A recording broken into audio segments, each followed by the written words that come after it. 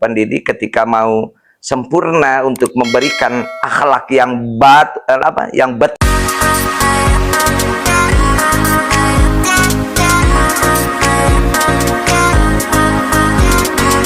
Assalamualaikum warahmatullahi wabarakatuh. Jumpa lagi di channel yang sama, di program yang sama, di channelnya Al-Fakir Ustadz Ais Sobirudin dalam acara Ngobrol di Pondok. Pada sesi ini kita akan berbincang-bincang dengan Ustadz Al-Mukarrom tentang moralitas anak pada generasi hari ini. Tanpa kita berpanjang-panjang dan membuang waktu, langsung saja kita berbincang-bincang dengan Al-Ustadz. Ustadz, ya. Ini ada beberapa hal tentang, bukan masalah ya, ada beberapa hal yang dipertanyakan, betul, persoalan tentang moralitas ya. Mungkin kalau dulu zamanan saya kebetulan kan generasi milenium kalau saya. Betul. Karena lahir tahun 80-an. Nah, beda sekali Pak dengan katanya ini banyak yang berbicara moralitas hari ini itu berbeda dengan moralitas anak-anak zaman dulu.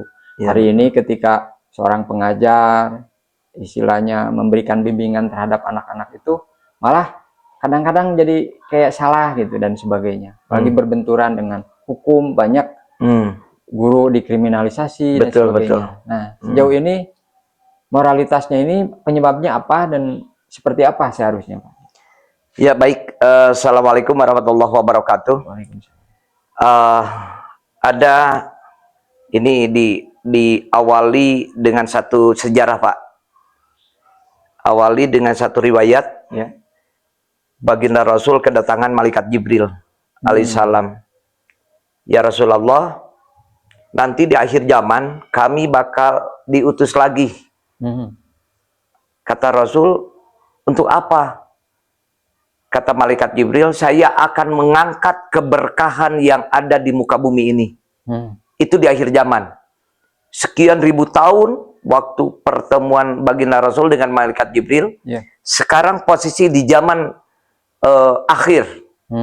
Artinya hari ini adalah akhir zaman. Lihat aja Pak, anak-anak didik kita itu beroriented, misalkan dari segi pakaian, orientednya itu, benak pikirannya itu berpacu kepada dunia barat, pakaian barat. Ya. Jadi kiblatnya itu. Kiblatnya itu. Seharusnya seperti apa? Ya, maaf ya Pak, kalau kita lihat dari keterangan ayat Allah dan hadis Rasulullah, yang namanya pakaian itu harus benar-benar syar'i, tertutup semua aurat. Ya. Kita khusus lihat. Berarti khusus perempuan. Khusus perempuan. Kita lihat di zaman era sekarang ini. Banyak wanita-wanita yang sudah tidak malu lagi memperlihatkan auratnya. Apa? Banyak orang yang konten-konten itu, Masya Allah, Tabarakallah, dia berani memperlihatkan auratnya. Karena apa? Flowernya. Ya, laris sih Pak. Laris, itulah. Nah, Masya Allah. Jadi yang kedua, dari segi teknologi. Ini dari mulai anak kecil sampai orang tua, ini sudah punya pegangan yang Masya Allah, Tabarakallah, satu alat kecil. Kalau itu tidak dipergunakan sebaik mungkin, Masya Allah, bisa out itu akhlak Pak. Handphone ya. Contoh handphone. Lihat aja oleh apa? Kita sendiri ya. Betul. Dari segi apa namanya itu, pegangan dia masing-masing semua udah punya HP. Oh dulu mah anak-anak itu kan bermain itu benar-benar gitu Pak. Nah, jadi yang namanya petak umpet, apalah dan sebagainya. Kayaknya anak zaman sekarang itu lebih memang dominannya ke handphone gitu. Betul Pak. Dulu mah tahun 90-an ke sana, ya, anak pada main congkak, apa sonda. Betul. Sekarang udah Udah hampir habis. Karena apa? Itu tadi mainannya dari mulai dia bangun tidur, sampai dia tidur lagi nggak jauh dengan HP. Makanya inilah tantangan-tantangan seorang pendidik, Pak. Karena apa? Ada apa namanya itu, satu pengaruh besar dari HP itu sendiri. Kalau si anaknya itu tidak mempergunakan dengan sebaik-baiknya. Betul. Itu semua ada di HP, Pak, kan? Bahkan memang ada sebagian orang tua yang bijak gitu, Pak, membatasi waktunya. Betul. Dilingkan dengan, makanya sekarang kan ada link antara anak dengan orang tua. Betul. Tetapi masih sebagian kecil yang mengerti dan tahu seperti itu. Rata-rata kan anak itu memang mereka sendiri yang mengendalikan handphonenya itu sendiri. Betul, Pak. Jadi begini, Pak. Ketika seorang pendidik ingin benar-benar mendidik muridnya, tetapi kalau tidak ada sinkronisasi dengan orang tua, wah, jangan harap untuk sempurna dia dapatkan ilmu. Terus ada juga, Pak, pendidik ketika mendidik anaknya itu sekarang katanya serba dilema. Dilemanya itu begini. Pada satu sisi ketika si anak itu bandel, ingin menegur. Kalau saya sih zaman dulu yang namanya dilempar penggaris, dilempar penghapus. Zamanannya papan tulisnya masih hitam gitu, Pak. Pakai kapur itu dilempar apa. Tapi sekarang Masya Allah, Pak, banyak yang guru itu malah jadi dilaporkan. Takut juga. Sebagainya, betul. Makanya inilah, Pak, pengajar, pendidik ketika mau sempurna untuk memberikan akhlak yang betul-betul dia sempurna, itu sangat sulit, Pak, sekarang. Karena apa? Yaitu tadi ada semacam satu ganjalan di seorang guru pendidik takut ketika mau dimarahin, mau apalagi kayak dulu kan sampai main tampar kan gitu. Sekarang udah lain. Karena apa? Karena orang tua sendiri loh. Ada sebagian orang tua yang nggak menerima kan hal itu. Diperlakukan begitu itu. Seperti itu. Makanya ketika seorang guru mau ngajar atau seorang pendidik mau memberikan ilmu, itu harus ada semacam perjanjian dengan orang tua. Tapi kan ada komite, Pak. Harusnya kan komite ini komite kan perwakilan dari orang tua. Betul. Nah, ini perannya dengan ini sendiri bagaimana? Gini, Pak. Itu beda ya, Pak. Komite orang tua. Sekalipun itu komite adalah perwakilan keseluruhan orang tua, itu beda kalau sudah menjurus kepada individu. Karena orang tua sendiri yang akan mengajukan ketika si anaknya nggak diperlakukan nggak baik. Bahasanya sekarang dikriminalisasi. Nah, itu. Padahal tujuan seorang pendidik itu memang mendidik untuk menyempurnakan akhlaknya dia. Nah, makanya ini, Pak, sangat sulit sekali sekarang di era perkembangan pendidikan di zaman sekarang itu untuk mengarahkan, memberikan satu keilmuan khususnya dari guru. Karena takut tadi. Kalau enggak disiplin benar-benar anaknya. Itulah, Pak, dilema kalau sekarang itu. Nah, kita kembali kepada salah satu hadis dari Rasul, akhir zaman akan mengangkat keilmuan, keberkahan ilmu, Pak. Maaf, Pak. Jadi ketika kita memberikan satu pelajaran ke anak, memberikan ilmu ke anak, Masya Allah, tabarakallah, gak ada sedikit pun, lamun bahasa Sunda nama napal, Pak. Gak nempel sama sekali. Gak nempel, los aja. Gak ada, Pak. Nah, inilah berkah ilmu. Terus ada juga dari hadis Rasulullah itu mengangkat keberkahan harta. Bapak, banyak nih orang-orang yang bertani. Coba lihat hasil daripada pertaniannya itu. Banyak orang-orang yang dagang. Lihat. Penyebabnya itu apa, Pak? Nah, itulah keberkahannya itu. Ya, dari akhirnya keberkahan itu Allah cabut. Itu apa gitu? Nah, ini, Pak. Jadi kita sinkronkan dengan hadis Rasul. Apa sih penyebab dari akhir zaman nanti akan diangkat keberkahannya itu? Maaf, Pak. Pertama, kalau seorang guru keikhlasannya kurang. Di situ ya. Ikhlas, A few moments later. solusi untuk orang tua harus memondokkan anak. Artinya, si anak itu sekolah ya sekolah, tetapi sambil mondok. Ya, berarti boarding school atau apa? Nah, itulah Pak.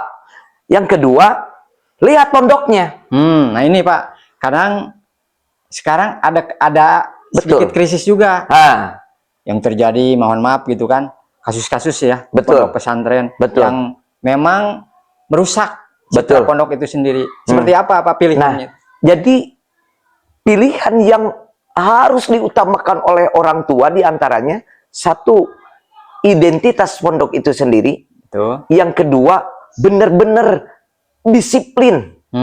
Jadi seolah-olah pondok itu gak nerima untuk anak bawa HP ke pondok. Oh ya, pemicunya memang itu. Pemicunya itu tadi. Kenapa akhlak generasi kita itu, yaitu ada pengaruhnya dari HP itu sendiri. Kalau itu anak tidak bisa memfilter. Dan semoga juga Pak, pemerintah ya khususnya Ya, bisa mendukung bagaimana kebijakan penggunaan HP yang memang sedang digulirkan nih, sedang digodok juga. Harus betul Pak.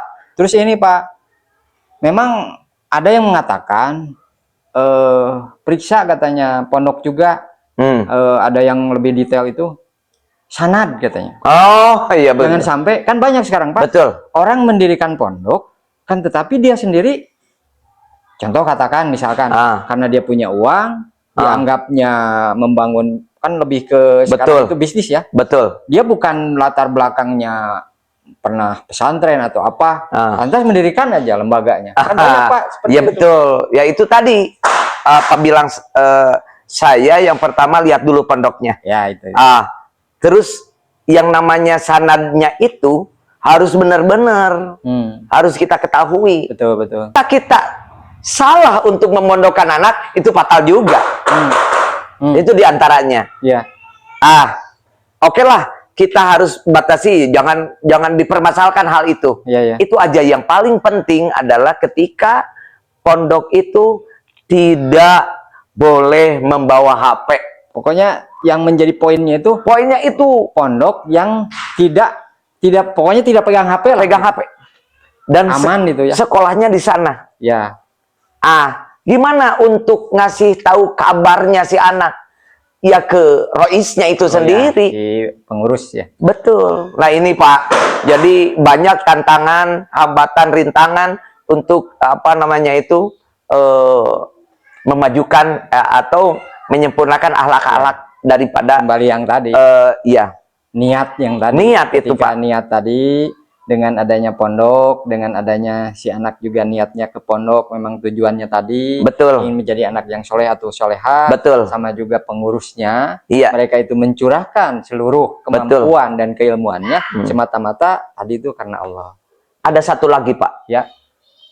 Masya Allah, tabarakallah. Kenapa di akhir zaman ini Allah mengangkatkan keberkahan? Yang tadi mulai niatnya itu bukan karena Allah.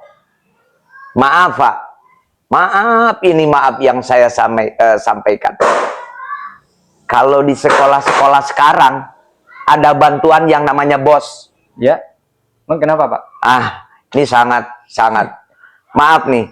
Seorang pemimpin dengan guru gitu berjibaku. Mencari apa? Mencari murid Pak. Kalau banyak gitu. Ya iya, kalau kurangnya murid, bos akan kurang. Apa ada itu niat ini yang paling. Bukan berarti nggak boleh ya Pak. Bukan nggak boleh, tapi niatnya. Tadi itu. Yang kedua, kalau sekolah misalkan di satu desa SMK atau SD atau MTS-nya, SMP-nya banyak di lingkungan itu akan berebut Pak. Jadi berlomba. Iya betul. Tidak lagi untuk punya satu visi misi yang paling sempurna, artinya untuk mencerdaskan anak bangsa. Itulah Pak, ini ganjalan-ganjalan di dunia pendidikan seperti ini. Ya semoga tadi itu apa yang memang pembinaan oleh Al Ustadz Hmm. terhadap moralitas tadi Betul. dijaga betul, dan pemerintah juga bisa gitu Pak nantinya itu Betul. apa yang menjadikan problem tadi itu disikapi, dan Betul. apa istilahnya Kementerian Pendidikannya Iya. uskonnya dan presidennya daya dukung untuk program mencerdaskan kehidupan bangsa, Betul. dan moralitas anak itu Iya. kembali seperti itu. A few moments later. Jadi ketika kita mau memberikan satu ilmu, kita ikhlas. Maaf Pak. Seorang pendakwah, pendai, tanpa keikhlasan niat karena Allah, itu enggak bakalan narap ke masyarakat pun juga. Hanya semacam apa ya, Ngobrol aja. jadi berlalu aja. Mana keilmuan? Yang kedua, kenapa nggak bisa ngambil itu keilmuan dari seorang kiai, seorang guru, misalkan dengan para jamaahnya? Karena dia juga nggak meluruskan hatinya. Dia datang ke tempat ilmunya itu nggak niat karena Allah. Oh, berarti masalahnya di niat-niat. Niat itulah Pak. Itu yang pertama. Yang kedua, kalau melihat dari segi pertanian, mungkinkah banyak perjalanan yang melaksanakan riba? Baik dari modalnya. Betul Pak. Betul. Meskipun dikeluarin zakat. Betul. Dulu kalau nenek saya bercocok tanam, terus panen hasil, masuk tuh ke kotak yang lumbung itu, berapa bulan dia. Ya betul. Masya Allah. Itu terus, yang disebut ketahanan pangan mah begitu ya Pak? Iya betul lah. Terus dari segi dagang segala macam. Nah, karena itu tadi Allah sudah menakdirkan di akhir zaman seperti itu. Allah akan mengangkatkan keberkahan. Solusinya dan terakhir solusinya ini selain yang tadi, supaya ya memang karena dengan hadis itu bukan berarti kita lantas udah hadisnya begitu lantas kita berdiam diri, kan juga enggak mungkin Pak ya. Nah, untuk melawan ataupun supaya kembali lagi seperti dulu itu harus seperti apa?